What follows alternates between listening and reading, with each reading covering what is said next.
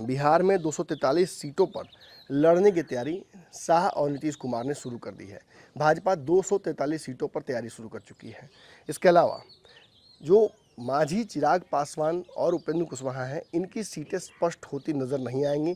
हालांकि ये दावा किया जा रहा था कि जून के अंत तक सबकी सीटें कंफर्म हो जाएंगी, लेकिन ऐसा नहीं होगा। सीटों को लेकर अंतिम निर्णय भाजपा खुद करेगी।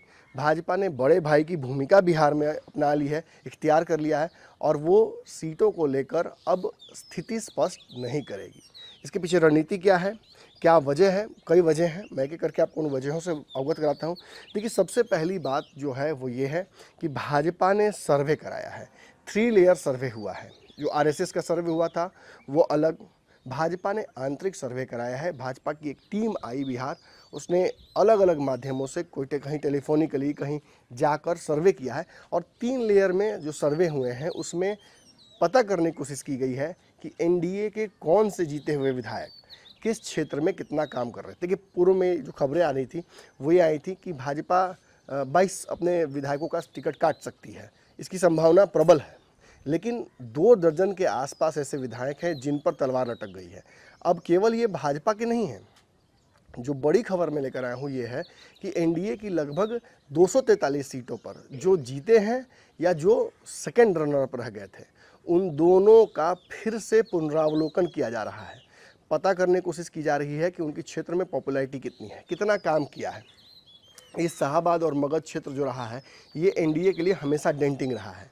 पिछले विधानसभा में भी यहाँ झटका लगा, बहुत कम सीटें जीती, और अब लोकसभा में भी इस क्षेत्र ने नुकसान बड़ा पहुँचाया था। ऐसे में भाजपा रिस्क लेने की स्थिति में नहीं है। ये स्ट्रांग होल्ड रहा है बीजेपी का। इन क्षेत्रों में राजद के साथ सीधी टक्कर में भाजपा रहती थी। आखिर क्या बदल गया?